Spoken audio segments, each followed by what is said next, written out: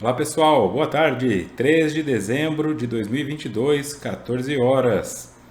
Primeiro estudo do mês de dezembro, chegando aqui no último mês do ano. E eu aqui para dar continuidade ao estudo da obra Psicologia da Gratidão, realizado pelo canal Mood. E eu sou Vitor Antenori Rossi.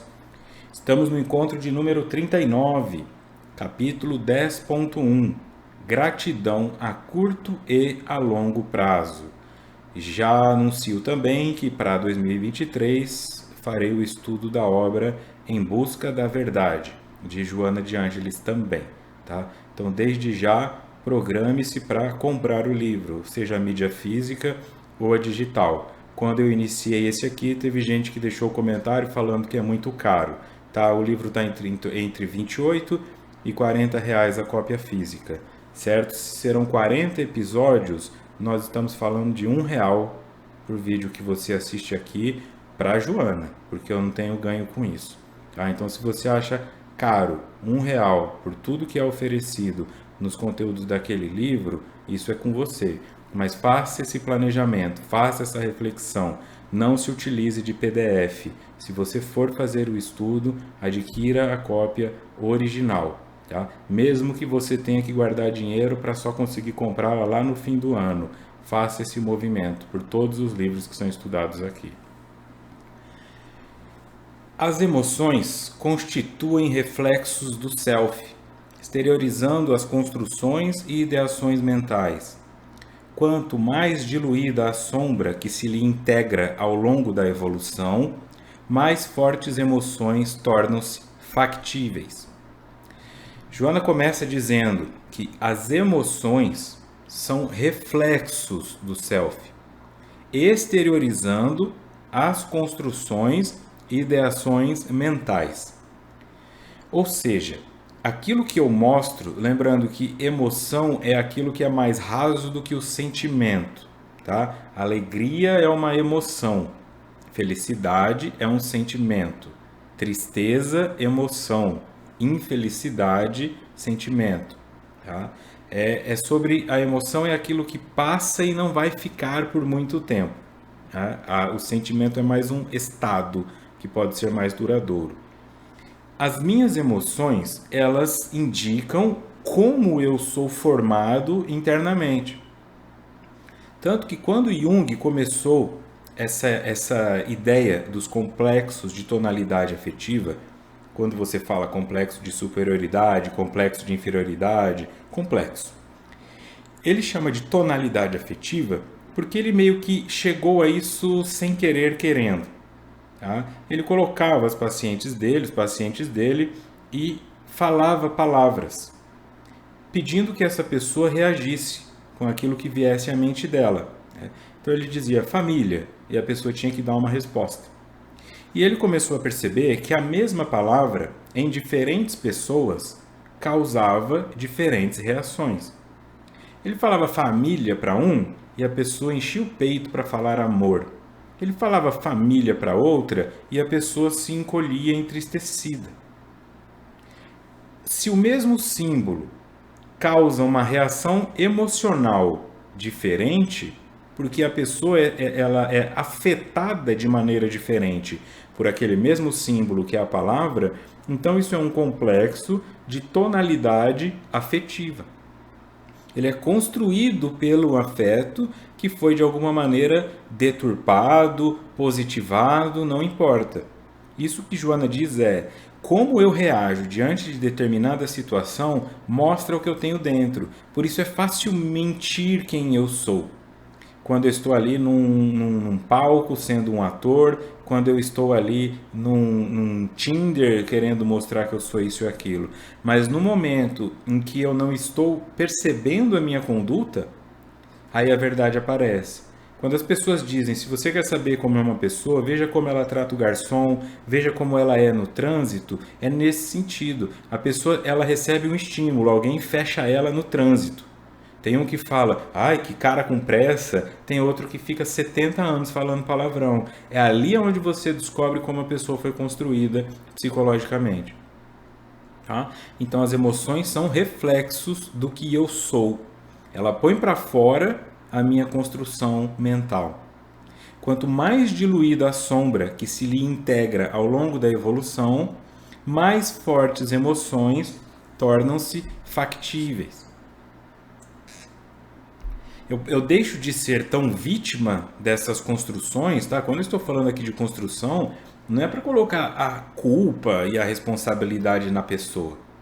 Ela foi construída dessa maneira, pelo pai, pela mãe, pela sociedade, pela escola que nasceu, e depende do lugar que você nasceu, se você nasceu na capital ou no interior, no Nordeste ou no Sul, se você nasceu no Brasil ou na Europa. O simples fato de ter nascido num local diferente, com um clima diferente, com um vizinho diferente, já pode moldar uma pessoa diferente. É a humildade de perceber, ok, eu reajo com violência a determinadas situações, ou eu sempre tenho medo de determinadas situações. Não aceita mais isso. É começar a perceber que você pode mudar isso aí. Não é, eu sou assim. Eu sou assim. Ninguém é assim. Nós estamos assim porque o ser humano está em constante evolução. A ideia de que eu sou assim é uma fuga, é uma desistência, tá? É uma rebeldia com relação à lei de progresso. Você não é assim, você está. E a partir do momento que você toma consciência disso, aí sim passa a ser responsabilidade sua continuar aí ou sair daí. Aí não tem mais a quem culpar. A saúde emocional, desse modo, faz-se consequência do empenho do self, quando se resolve pela mudança de atitude perante a vida, não mais aceitando os condicionamentos perniciosos, os vícios morais, as atitudes de agressividade e de perturbação. Saúde emocional é consequência, é efeito da causa, que é o empenho que eu coloco na mudança. Quando eu resolvo pela mudança de atitude perante a vida, e o que é a vida? O conjunto dos estímulos que chegam até você. A pessoa te fechando no trânsito é vida. A pessoa cedendo o lugar dela na fila é vida. Tudo é vida. Tudo aquilo que você pode experimentar, na dúvida, diga assim: um morto experimenta isso? Não, então é vida. Aquele corpo embaixo do túmulo sofre com o vizinho do túmulo ao lado barulhento? Não. Então, se você sofre com o teu vizinho barulhento, é vida. Essa é a atitude perante a vida. Dos prêmios e das ideias de punições que a vida te traz, como você reage. Então, aí Joana confirma isso. Quando eu resolvo mudar a maneira como eu reajo diante dos estímulos da vida, aqueles que eu entendo como positivos e os negativos, e eu paro de aceitar os condicionamentos perniciosos que me foram ensinados, eu tenho que responder assim porque eu sou, eu tenho que ser homofóbico porque meu pai era, eu tenho que ser racista porque minha avó era, eu não preciso mais. Eu não preciso defender uma coisa que é indefensável. Eu não preciso ficar dizendo, eu explodo porque eu tenho sangue espanhol. E daí?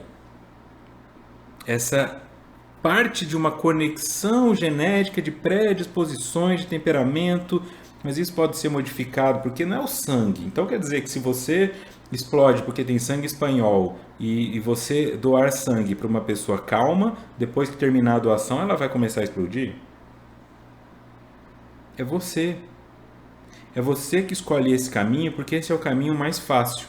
Esse é o caminho que as gerações anteriores a você escolheram. Então, dentro de um processo natural evolutivo, essa é a primeira resposta que você oferece. Só que você não é uma ameba, você não é uma girafa, você não é um javali. Você é um ser humano dotado de inteligência e capacidade filosófica de pensar até sobre si próprio. E se você não faz uso disso, porque é mais fácil seguir o caminho, você se animaliza ao invés de se espiritualizar. E isso é muito profundo. Por que escolher se animalizar e dar uma resposta automática, genética, ao invés de trabalhar para dar uma outra resposta raciocinada, espiritual?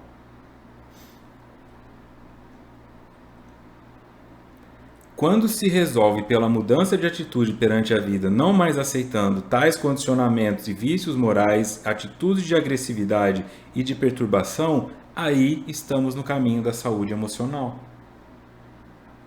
No outro caminho, uma doença emocional, porque nós ficamos reféns de instintos animalizados do nosso corpo físico. Ao invés de respostas raciocinadas, sublimadas ou sublimes do nosso corpo espiritual. O pensamento é, desse modo, um dínamo gerador de ondas que movimentam a maquinaria orgânica, exteriorizando-se dos neurônios cerebrais em direção ao sistema nervoso central, que as envia às glândulas endócrinas e, por fim, vibrando no sistema imunológico, por extensão, repercutindo no emocional e dando lugar a efeitos perfeitamente equivalentes. Joana começa a falar aqui sobre a ideia da psicossomática, tá? O mental influenciando no físico. Psico-mente, soma-corpo. Psicossomático. Alguns estudiosos de psicossomática entendem que o termo psicossomática por si só ele já é desatualizado porque não existe doença que não tenha de alguma forma conexão com a parte emocional. Não é uma regra batida em martelo. São aqueles mais estudiosos. Eu vou trazer aqui uma referência, nota do expositor, no livro Psicossomática Hoje, no capítulo 45, Somatização Hoje, Sandra Fortes, Luiz Toffoli e Cristina Batista trazem o seguinte: o atual nível de desenvolvimento de nossos conhecimentos demonstra que, considerando os modelos multicasuais e integrais que atualmente norteiam as pesquisas em saúde, todas as doenças, de uma forma ou de outra, em maior ou menor grau, são também determinadas pelos aspectos psicológicos e sociais envolvidos na sua evolução. Assim sendo, dentro de um modelo integral, não haveria doença que não fosse psicossomática. Perante qualquer nova sensação somática anormal, um indivíduo pode considerá-la como tendo uma de 3 distintas origens, construindo 3 distintos padrões explicativos. Uma origem nas coisas da vida, entre aspas, considerar que alguma coisa de rotina normal causou aquela sensação anômala, como uma noite mal dormida. Segunda origem, uma origem somática. Considera-se que o sintoma físico está sendo causado por alguma alteração orgânica. E o terceiro, uma origem psicológica, onde o sofrimento emocional é a origem do sintoma. Essa é a proposta. Eu identificar. Então, uma noite mal dormida pode me afetar? Pode, mas eu nunca vou acabar o looping. Que não é nem um looping, né? É uma volta, é uma redução fenomenológica. Eu tive uma noite mal dormida e isso me deixou mal-humorado. Ficando mal-humorado, eu respondi negativamente ali. Eu tive uma noite mal dormida, então eu acabei esquecendo de fazer alguma coisa no meu trabalho. Então eu estou com torcicolo porque eu não dormi direito. Mas aí leva essa reflexão. Por que você teve uma noite mal dormida? Porque estava muito quente e eu não tenho ventilador. Por que, sabendo que onde você mora pode fazer calor, você não tinha ventilador? Então sempre vai por um caminho de uma escolha que nós fizemos em algum momento de não nos prepararmos para aquilo. O quarto não estava escuro o suficiente. Por que não? Assim você começa a perceber que não dá para separar uma coisa. Eu tive uma noite mal dormida. Eu tive um pesadelo porque eu tenho uma conta para pagar. Minha mãe está no hospital e eu não consegui dormir direito. Uma coisa vai conectando. Mas você está sofrendo porque sua mãe está no hospital pelo simples fato de sua mãe estar no hospital? Ou você tem um problema não resolvido com ela e teme que ela morra antes que vocês possam se resolver? É tão profundo, tão densa essa malha, por isso é tão complexa, que não dá para simplesmente dizer para a pessoa, dentro de um paradigma biomédico, isso aqui é uma dor, então toma um remédio para a dor. Só que se eu não trato a causa que me impede de dormir direito, a próxima noite eu também não vou dormir direito e vai se somar à anterior. E meu corpo vai tentar se equilibrar para que consiga voltar a essa ordem, pela homeostase. E isso vai gerar alteração no meu sistema imunológico, que é isso que Joana está dizendo. O meu corpo começa a ter a sensação, meu cérebro dá o comando que tem que haver o combate de alguma coisa que em tese é invisível. Porque não é um problema real, é um problema causado por uma situação abstrata que gera uma consequência.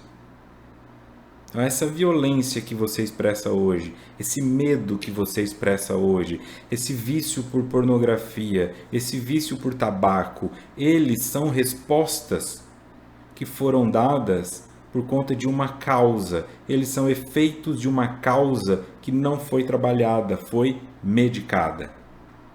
Com eles. É a masturbação para lidar com a ansiedade? É a masturbação para ter uma sensação de poder no filme pornográfico, de assistir aquilo que você queria? É um cigarro para te dar uma sensação de controle? É porque você via teu pai fumando? Eu não sei, é como eu disse, eu posso ficar aqui o resto da vida dando exemplos que eu não vou conseguir abarcar tudo o que acontece com todo mundo. Então cabe a você fazer a identificação e se perguntar: isso que eu estou sentindo, de onde vem? É do meu corpo? É das coisas da vida? Ou tem uma origem psicológica? Então eu volto aqui no slide de Joana. O pensamento é um dínamo, gerador de ondas que movimentam a maquinaria orgânica. Imagina a potência de um pensamento contínuo de negatividade. Eu não vou dar conta, eu não vou dar conta, eu não vou dar conta. Nós temos esse medo, né? A ideia de um poder. A pessoa fala, câncer, bate na madeira. Não pode falar câncer, senão fica com câncer. Então, se fosse assim, todo oncologista tinha câncer. Não é isso. E ela fala, não posso falar câncer, bate na madeira. Mas ela fica o dia inteiro, eu sou burro mesmo, né? Eu nunca vou dar conta. Quem que vai gostar de mim? Por que eu nasci assim? Olha como eu sou feio. Então é melhor falar câncer. Porque de uma forma ou de outra você está construindo uma doença. Seja um câncer ou outra. Porque está dando esse comando. O pensamento tem este poder. Um pensamento salutar, um pensamento positivista altera a maneira como suas células reagem a você, porque o nosso corpo responde ao estímulo. Pensa na vez em que você estava andando na rua, distraído, passou perto de um portão e um cachorro latiu. Olha como teu sistema nervoso respondeu. Se arrepiou, deu aquele calafrio, deu uma sensação ruim. Ou você está voltando à noite de madrugada sozinho para casa e uma folha raspa no chão com o vento. Dá um negócio que se você tentar imitar conscientemente, você não consegue. Esse é como o corpo responde ao estímulo. Então, se o estímulo que você dá é medo, você está constantemente nesse estado de alerta. E esse estado de alerta, se ele não se resolve, o teu cérebro vai dar comando para mandar soldados mais poderosos. Combates mais violentos. Quando ele chega no ponto de perceber que não existe o que combater, é onde ele vai começar a combater a si mesmo. A ideia da autoimunidade que eu citei no último encontro. Tá? Exterioriza para os neurônios cerebrais, dão o comando em direção ao sistema nervoso central, manda o comando para as glândulas produzirem o que precisa ser produzido, e aí o sistema imunológico entra na jogada. Então ele não está combatendo uma bactéria que você pegou no metrô, ele não está tentando isolar um vírus ou qualquer coisa do tipo, ele está combatendo uma ameaça fantasma. Então ele não vai ter sucesso. Tá? Então imagina um monte de policial dando tiro para todo lado, é bala perdida que vai matar inocente. É o que acontece na construção de uma doença pelo aspecto psicológico. Repercute no emocional e dá lugar a efeitos perfeitamente equivalentes. Continuando. No que diz respeito aos fenômenos psicológicos de pequena ou de grande monta, ei-los que se traduzem como sentimentos de variada expressão, desde aqueles que consomem as energias, resultando em depressões, distúrbios do pânico, pavores diversos, síndromes de Parkinson e de Alzheimer, ou esperança, alegria, equilíbrio, gratidão. Vendo? Tudo, tudo tá aí.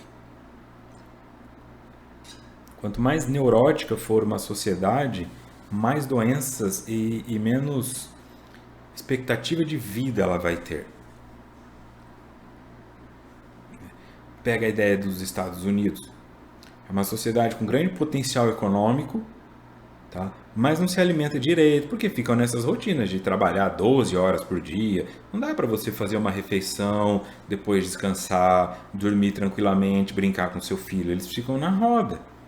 Conseguem construir grandes coisas, estão lá dirigindo carro importado, morando em mansão, mas quantos deles chegam aos 100 anos, comparando-se, por exemplo, com os japoneses, que têm uma cultura mais focada na meditação também, num estilo de vida mais minimalista, até porque eles não têm espaço para grandiosidades.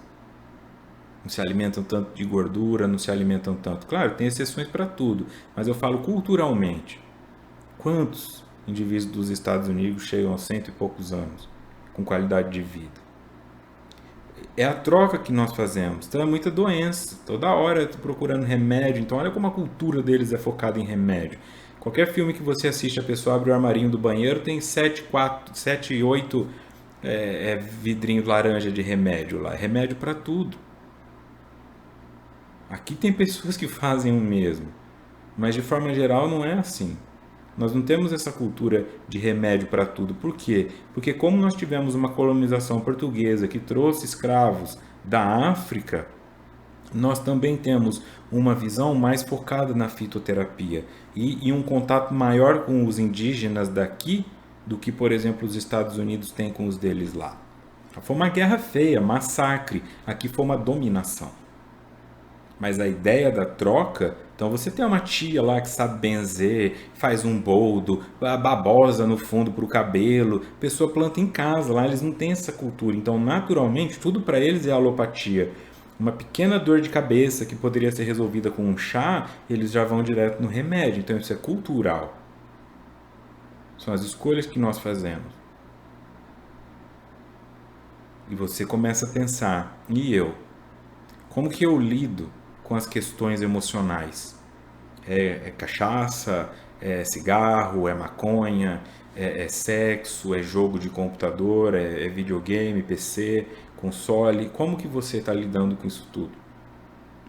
Seja um fenômeno psicológico de pequena ou de grande monta, traduzem sentimentos de variada expressão, desde aqueles que consomem as energias resultando em depressões, distúrbios do pânico. Porque isso aqui é um dínamo, como foi colocado lá atrás, então gasta energia. Eu vou mais um pouco aqui, ó, na psicossomática hoje, mais uma nota do expositor. Agora o capítulo 14, Psicoimunologia hoje, escrito por Júlio de Melo Filho e Mauro Diniz Moreira. Há recentes evidências implicando o papel das citocinas pró-inflamatórias, particularmente a IL-6, como um componente central de um grupo de doenças em adultos idosos. Elas são classificadas segundo seus efeitos no sistema imune em pró-inflamatórias e anti-inflamatórias. A resposta inflamatória do sistema imune pode ser acionada por múltiplos caminhos, inclusive a infecção e o trauma. Assim, infecções recorrentes e crônicas podem provocar modificações patológicas. Por exemplo, baixos níveis de persistente inflamação podem se dar quando processos infecciosos crônicos, tais como doença periodontal, infecção do trato urinário, doença pulmonar crônica e doença renal crônica persistente, estimularem o sistema imune com grandes repercussões entre homens idosos que já mostravam aumentos na produção de IL-6 ligado à idade. Na verdade, a inflamação tem sido recentemente correlacionada a uma série de condições ligadas à idade, incluindo doença cardiovascular, osteoporose, artrite, diabetes tipo 2, certas doenças linfoproliferativas ou cânceres, incluindo mieloma múltiplo, linfoma, não Hodgkin e leucemia linfocítica crônica, doença de Alzheimer e doença periodontal. O que é importante disso aqui? Uma resposta que explica o que Joana de Ângeles está falando. O corpo, o cérebro dá o comando, o sistema nervoso dá o comando e o corpo começa a combater. Então essa ideia, né, daquilo que é pró-inflamatório e daquilo que é anti-inflamatório. Então o corpo tem recursos para produzir ou para reduzir. Quando ele escolhe, quando a resposta inflamatória do sistema imune pode ser acionada por infecção ou trauma, isso, se não resolvido, pode levar a questões piores. Baixos níveis de persistente inflamação.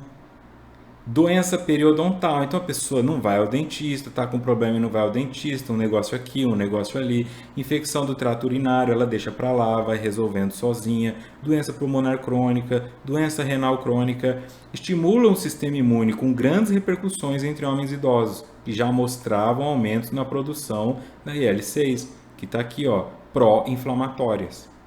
Então vai produzir uma inflamação. Isso não sendo resolvido, foi identificado então que essa inflamação ela também está relacionada à doença cardiovascular, osteoporose e várias outras. Então, basicamente, mata o indivíduo.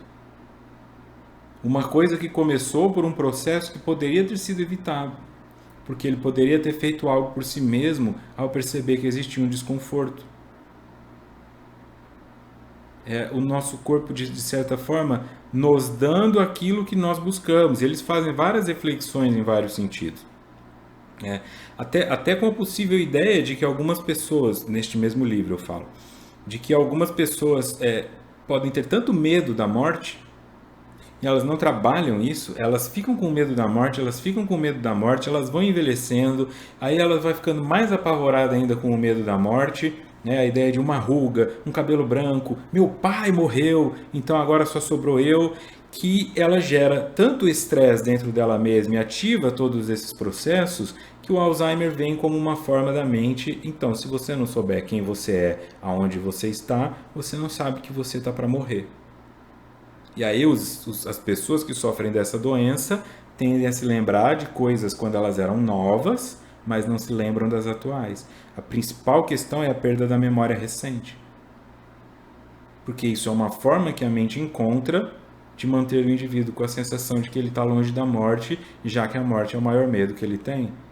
Uma resposta ao estímulo contínuo de todos os dias ficar com medo da morte, de toda hora ficar pensando na morte. Então, o teu cérebro desliga de você o poder que você tem de perceber que está morrendo. Isso é uma hipótese. E não explica todos os casos, para deixar isso claro, tá? É um exemplo de como a nossa mente funciona para nos proteger de ataques que nós mesmos criamos. Como é que eu posso ter medo da morte se a morte é uma certeza? Eu tenho que ter medo do incerto, né?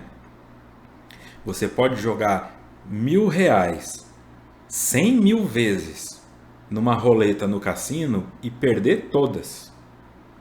Então você pode ter medo. Eu vou pegar meus R$1.000 e jogar lá, eu posso perder? Pode, aí você tem medo. Mas da morte, que é uma certeza, você teria medo se eu dissesse, vai lá no cassino, joga 1.000 que é certeza que você vai ganhar? Você joga. Então, nós vamos morrer mesmo? Vive. Se for amanhã ou daqui 30 anos, que seja. Mas não se apega à ideia do medo da morte, de tentar ter o controle de todas as coisas. Faça a tua parte para que a dona morte não veja você. Coma bem, se exercite, não fique estressado, faz terapia se preciso, medita, vai para acupuntura, faz uma caminhada, lê um livro, para de ficar assistindo só filme de serial killer, tenta dormir melhor, pesquisa aí no Google sobre higiene do sono, tá tudo avançado. E o principal, se for um médico, psicólogo, fisioterapeuta, faz o que a pessoa sugere. E a pessoa não faz. Vai no psiquiatra porque está com insônia, ele fala, faz a higiene do sono, a pessoa não faz. Não é só pôr um remédio na tua boca para o teu cérebro desligar. Não faz a tua parte. Confiando de que assim como o teu cérebro pode dar esse comando para ativar todo o teu sistema nervoso central e o teu sistema imunológico para te matar, ele também pode fazer isso para te viver. Depende do mantra mental que você entoa. Então comece a dizer, eu dou conta, eu sou bom, eu vou ser capaz. É muito importante.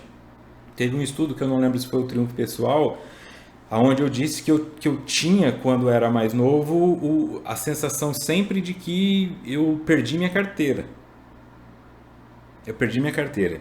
Onde será que ela está? Onde será que ela está? E eu sempre achava, depois de 1.725 vezes que eu vi que eu não havia perdido minha carteira, eu criei o mantra: eu não me saboto.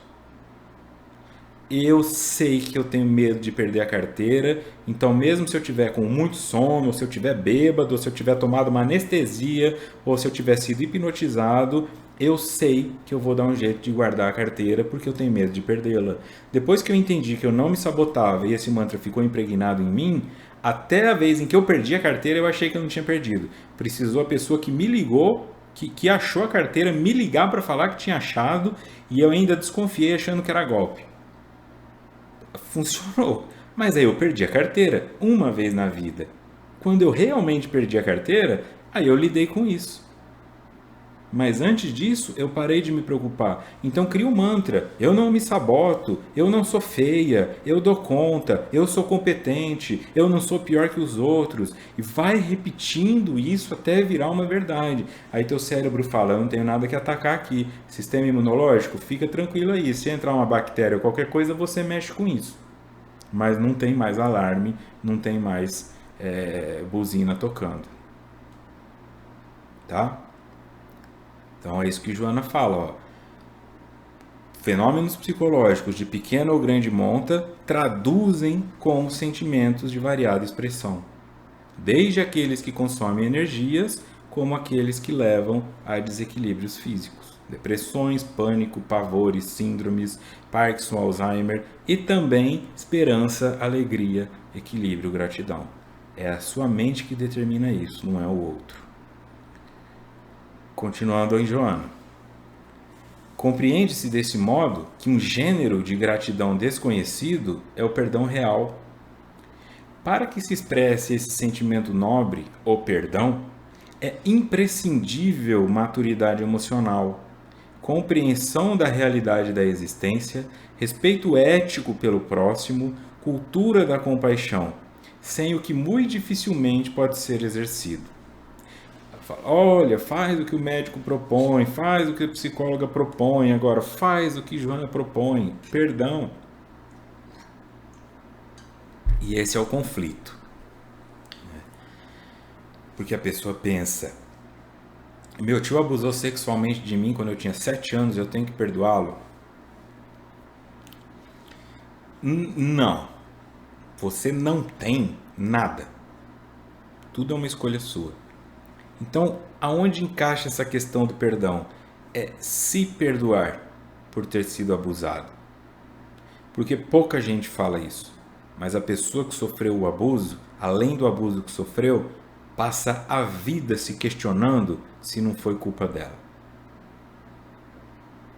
Esse perdão precisa acontecer.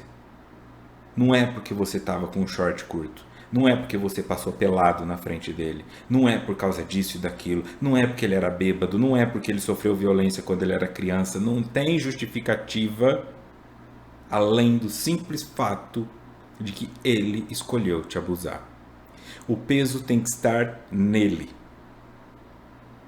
não em você. Mas na vida passada eu fui estuprador. Não interessa. Não interessa. Porque se você for buscar motivo para que as coisas acontecem, você fica preso, presa a elas para sempre.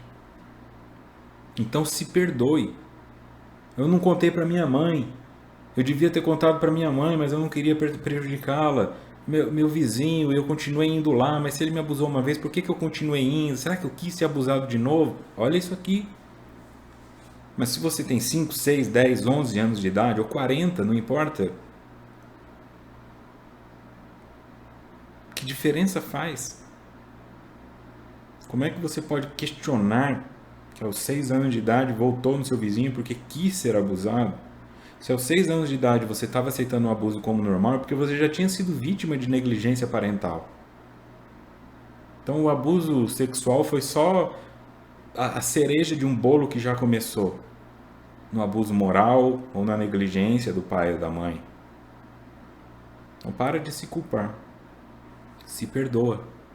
Minha mãe descobriu e falou para não contar para ninguém porque ia acabar com a origem da família. Aí descubra se você consegue perdoar sua mãe. Mas a si mesmo, sim. Então a ferramenta poderosa que Joana coloca para nós alcançarmos a gratidão, um dos caminhos é o perdão real. Só que para que eu consiga expressar esse sentimento nobre, veja, não é uma emoção, é um sentimento, portanto é profundo. Eu tenho que sentir o perdão. Eu não posso dar o perdão emocional. Ah, tá legal, aqui tomamos um vinho dando risada, beleza, deixa para lá. Não. É imprescindível maturidade emocional. Por quê? Porque a criança não tem força para fazer isso. A criança se culpa. Se você adulto, adulta, ainda se culpa, é porque você não tem maturidade emocional. Ah, o que eu fiz com meu filho, o que eu podia ter feito se eu tivesse... Não dá para olhar agora uma decisão que você tomou aos 23 anos de idade com um bebê e com 50 dizer que teria feito diferente. Faz diferente agora.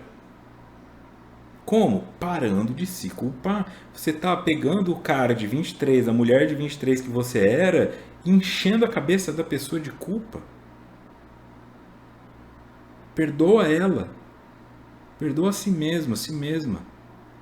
Por mais triste que seja, estou na cadeira de roda porque fui numa rave e capotei o carro bêbado. Se perdoa por estar na cadeira de roda. Meu amigo morreu. Se perdoa. Depois, se o teu amigo que morreu no mundo espiritual vai te perdoar, é problema dele. Mas se perdoa. Se perdoa por ter ficado vivo enquanto todo mundo no carro morreu. Ou perdoa os outros por terem ficado vivos enquanto você está em coma. Eu acompanhei um indivíduo que sofreu um acidente de carro voltando de uma festa, ele dirigindo, estava alcoolizado, drogado, capotou o carro e ficou tetraplégico, os outros não. Ele não aceitava as visitas dos amigos na UTI, porque ele tinha raiva de só ele ter ficado tetraplégico. Não conseguiu perdoar os amigos por eles terem ficado bem. Então não é uma coisa que eu estou inventando. É muito difícil aceitar isso aí. Que todo mundo sobreviveu menos você. A sensação de como fazer isso. Um outro caso, isso uma pessoa próxima a mim, amigo meu, mas de adolescência. Tá? Ele tinha uma relação muito boa com a mãe dele e péssima com o pai. Eles saíam no soco, mas com a mãe dele era muito boa. Então o que sustentava aquela casa era a mãe, porque ele era filho único. Aquela mãe era responsável por que os dois continuassem ali. Fizeram uma viagem de carro, ele estava no banco de trás, e aí ele falou, a mãe dele falou assim, troca de lugar comigo e vem aqui na frente porque é mais confortável. E ele trocou de lugar com ela. Eles sofreram um acidente de carro e a mãe morreu porque naquele lugar que ela estava foi onde o carro pegou. Ele ficou vivo, a mãe morreu no braço dele e ele teve que ficar com o pai que ele odiava. Não conseguiram. O pai se afundou em transtorno mental, ele se isolou, fugiu de todo mundo e aquela família toda desestruturou. Porque ele teve que trabalhar a culpa de ter trocado de lugar com a mãe, a raiva de ter sido a mãe que morreu e não o pai, a raiva de ter ficado vivo com aquele pai. Olha o tamanho de uma coisa que é da vida. Infelizmente, acidentes acontecem e pessoas morrem. Mas acabou com a estrutura psicológica daquele indivíduo a ponto dele se transformar em outro. Um ano depois, quem encontrasse com ele não reconhecia mais quem ele se tornou.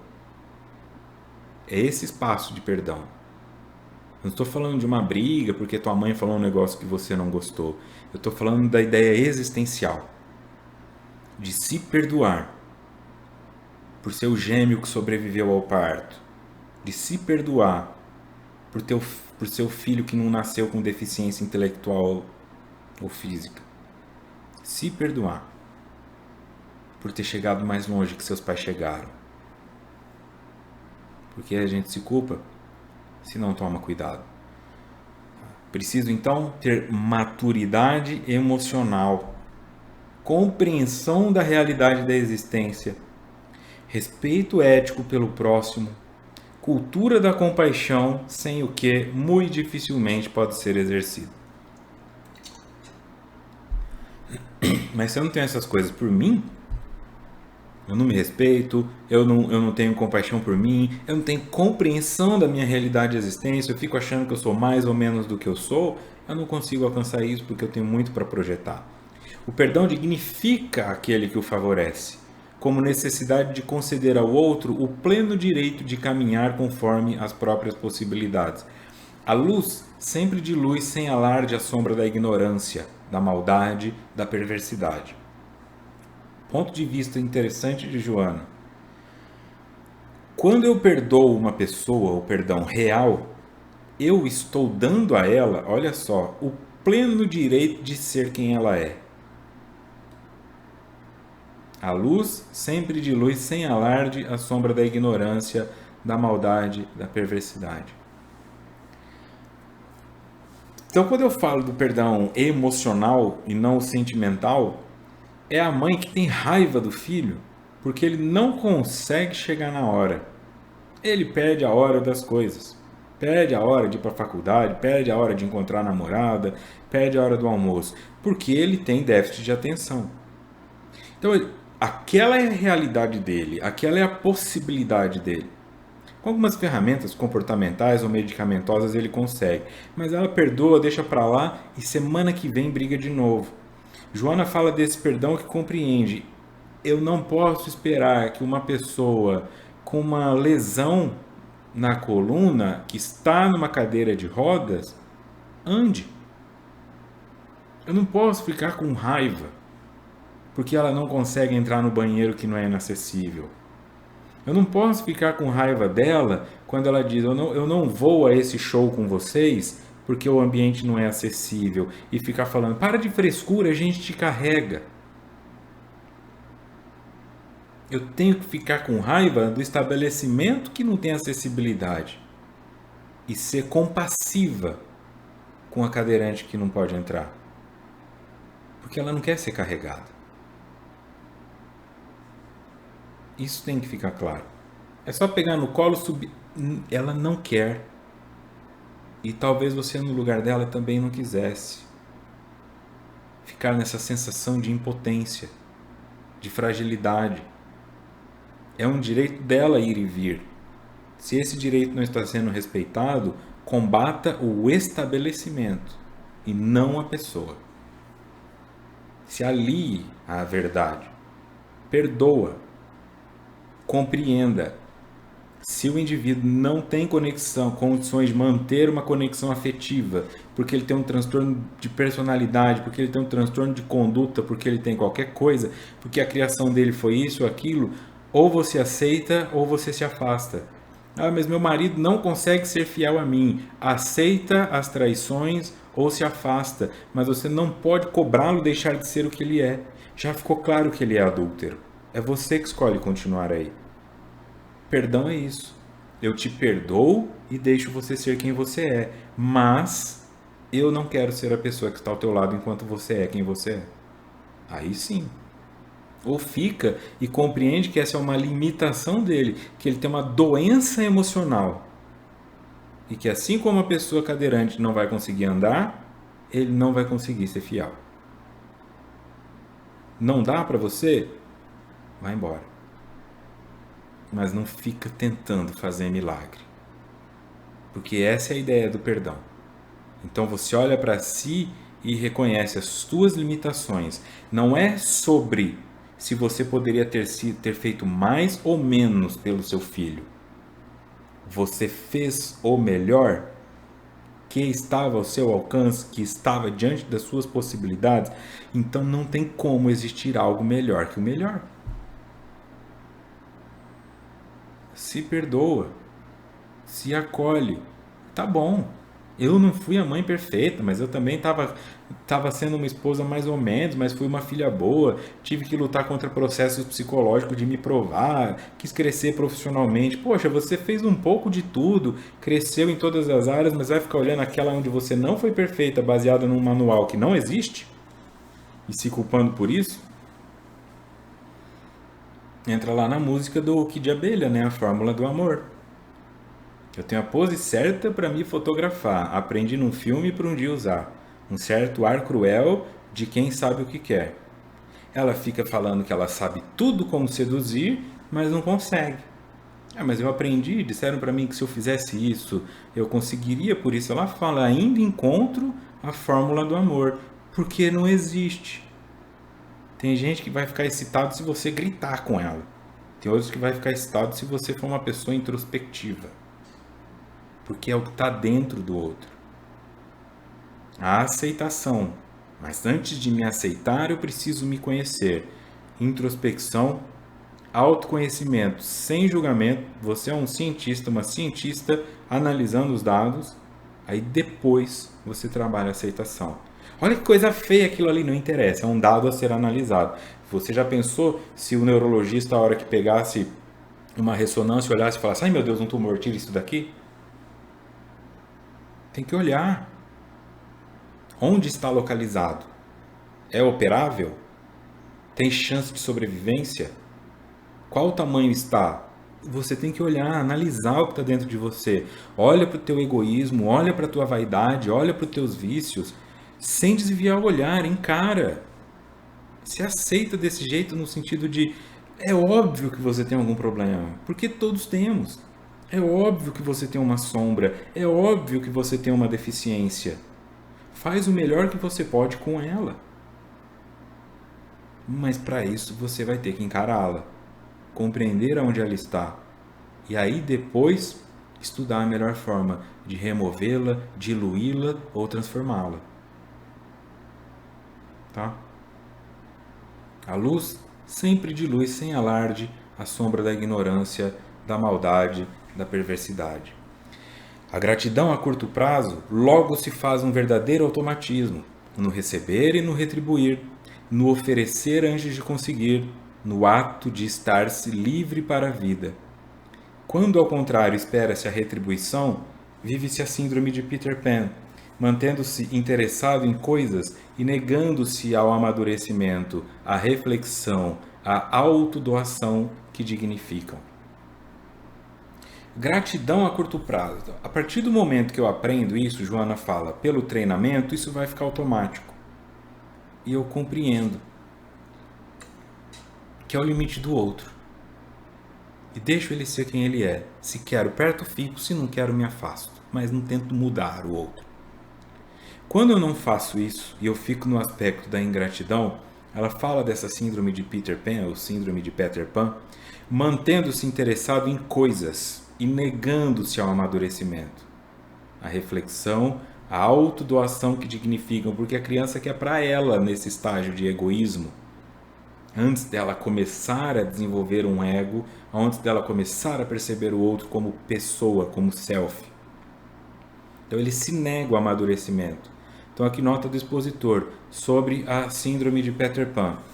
A síndrome de Peter Pan proposta por Dan Keeley descreve a incapacidade de alguém de acreditar que é mais velho ou de se envolver em um comportamento geralmente associado à idade adulta. Esta síndrome afeta pessoas que não querem ou se sentem incapazes de crescer. Pessoas com o corpo de adulto, mas mente de criança.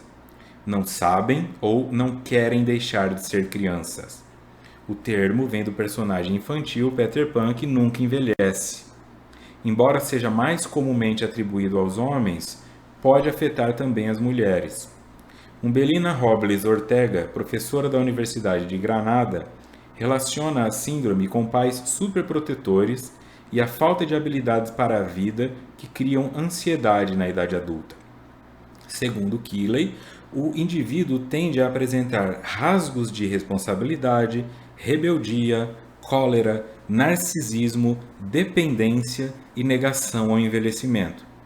Geralmente, crianças superprotegidas adquirem este distúrbio que pode levar para a vida toda. Tá? Aí algumas pessoas já estão se identificando. Ai meu Deus, eu sou isso. Ai meu Deus, meu filho é isso. Ai meu Deus, o que eu faço? Tá? Quando espera-se a retribuição, vive-se a síndrome de Peter Pan, mantendo-se interessado em coisas e negando-se ao amadurecimento, a reflexão, a autodoação que dignificam. Isso num nível extremo. Mas quando eu falo das pessoas que dizem, eu não vou fazer isso porque nessa vida já foi. Não foi, a vida está aqui, pode parar o comportamento que você quiser. Dá para parar de fumar, dá para parar de comer carne, dá para parar de gritar, dá para parar de tudo que você quiser. Senão você entra nesse aspecto aqui. Não na síndrome em si, mas no aspecto. Eu vou fechar meus olhos porque eu não quero ver. Aí a hora que a consequência do comportamento vem, um tumor no intestino por conta da carne vermelha, um entupimento arterial por conta da picanha, né? Uma inflamação por causa do açúcar, aí, mas deve ser a genética. Não é a genética, é você. Você fez essa escolha todos os dias de ignorar uma informação nova. E agora está lidando com as consequências dela. Se assimilar a informação nova, também vai lidar com as consequências dela. Uma artéria desentupida. Um intestino com menos chance de ter um tumor. E assim sucessivamente. Né? Pulmão limpo.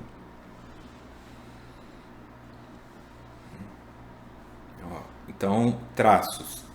Rasgos de responsabilidade, rebeldia, cólera, narcisismo. Ai meu Deus, é meu marido. E aí você vai passar o resto da vida sendo assininho, correndo atrás dele achando que ele vai te dar um afeto como homem, sendo que na verdade ele é uma criança querendo brincar. Rebeldia, cólera, narcisismo, dependência e negação ao envelhecimento. Geralmente crianças super protegidas adquirem esse distúrbio. Então, pensa muito bem assim, como que eu não superprotejo meu filho? O remédio prescrito é não, algumas vezes por dia. E sim, tá?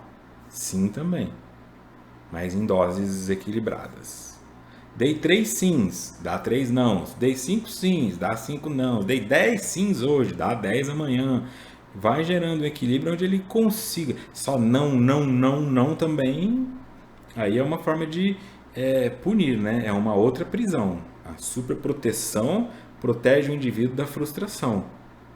O excesso de nãos protege o indivíduo da sensação de conquista. E aí ele não vai saber reconhecer isso fora e vai passar a vida aceitando migalhas. Nossa, por favor, que bom. Mas olha, você está com uma esposa que não gosta de você, mas tá bom, pelo menos eu tenho uma. Não, mas eu estou no emprego aqui onde tem hora extra, não vou reclamar não, tenho que dar graças a Deus por trabalhar. É um equilíbrio. Não tenho filho, onde eu conecto isso? No tua criança interior. Para de fazer tudo que você tem vontade de comer, de beber, de festa, porque teu cartão de crédito grita, teu pulmão grita, tua cabeça grita. Começa a gerar um equilíbrio em você, começa a aceitar um pouco de nãos que a vida te dá. Voltando em Joana. Todo esforço, portanto, direcionado à conquista do padrão de equilíbrio emocional, mediante os sentimentos edificantes, deve ser tido em consideração para o encontro com o si profundo, transmudando as experiências perturbadoras em aquisições relevantes, capazes de alterar toda a estrutura do comportamento. Todo esforço direcionado à conquista do padrão de equilíbrio emocional não é polarização, não é viver só na alegria, é ter alegria e tristeza e não se aprisionar em nenhuma. Na média, você sobreviveu à tristeza e sobreviveu à alegria. Isso faz de você uma pessoa feliz. Porque você desenvolveu recursos para lidar com o não e com o sim. Mediante os sentimentos edificantes, deve ser tido em consideração para o encontro com o si profundo. Então, qual que é o método? Sentimentos que edificam. Eu alcanço equilíbrio emocional através da construção de sentimentos que edificam estes novos mantras que você vai dizer para si a partir de hoje. Você é bonito, você é capaz, você não é melhor que os outros, mas também não é pior. Você dá conta e dá conta de lidar caso não dê conta. Você não é o super-homem, a Mulher Maravilha. Não é vai ficar tudo bem. É você vai ficar bem apesar de tudo. Isso é mais importante. Esquece a ideia do prêmio, esquece a ideia da morfina na veia. Isso não existe. Isso te mata. Isso te enlouquece. Aceita a ideia de que em alguns momentos você vai ver o outro celebrando as conquistas que você queria ter, e em outros momentos você será o indivíduo celebrando essas conquistas. Não se sinta humilhado pelo outro e não humilhe o outro quando estiver lá. Assim você criou um espaço de agregamento social e de aceitação de que Deus dá, Deus tira. Hoje está na minha mão, amanhã pode não estar. Eu aprendo a lidar com os dois. Quando está na minha mão, eu não viro um glutão querendo comer mais do que precisa. E quando não está na minha mão, eu não viro um mendigo implorando para que alguém me dê. Eu aprendo a lidar com o excesso, com a escassez. Aí eu me encontro com o self, porque o self tem tudo. O self é a virtude e o vício. O self é o yin e o yang. O self é o masculino e o feminino. Para que eu consiga esse equilíbrio, eu tenho que aceitar essas expressões na vida. Transmudando as experiências perturbadoras, então o que era negativo para mim, como eu falei lá do Jung, o estímulo que antes me fazia virar a cara, agora eu olho de frente. Eu vou olhar para isso sim. Está dentro de mim, eu vou olhar para isso sim. Quero mudar minha alimentação, eu vou olhar para isso sim. E aí eu altero toda a estrutura do meu comportamento. O self possui condições inatas para essa realização, porque procede de conquistas contínuas no larguíssimo processo de desenvolvimento das suas possibilidades de realização plena. O self possui condições inatas, inato é aquilo que eu nasço com.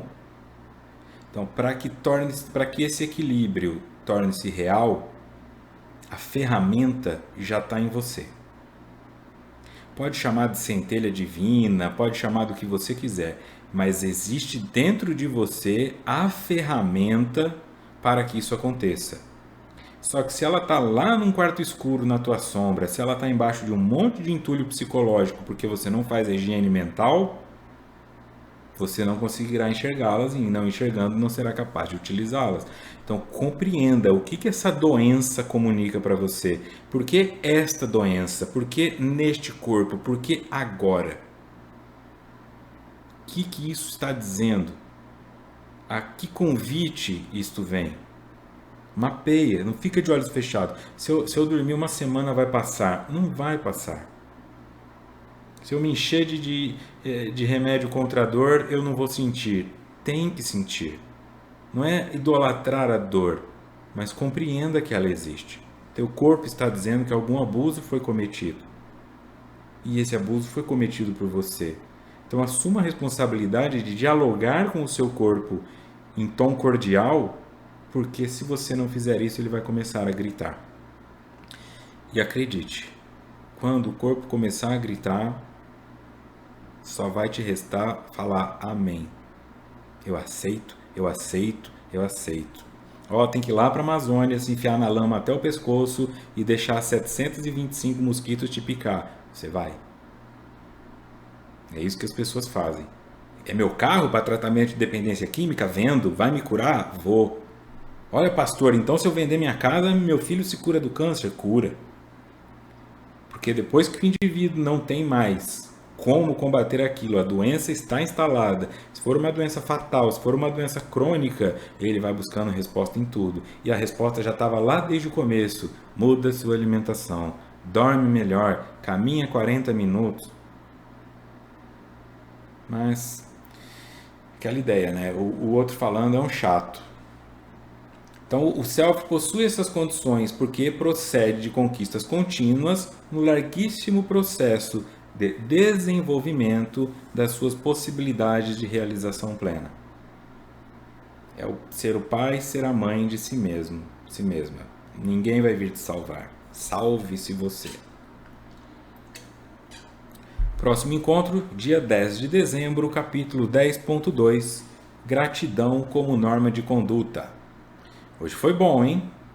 Hoje foi bom. Hoje trouxe reflexão, dor de cabeça para algumas pessoas, incômodo.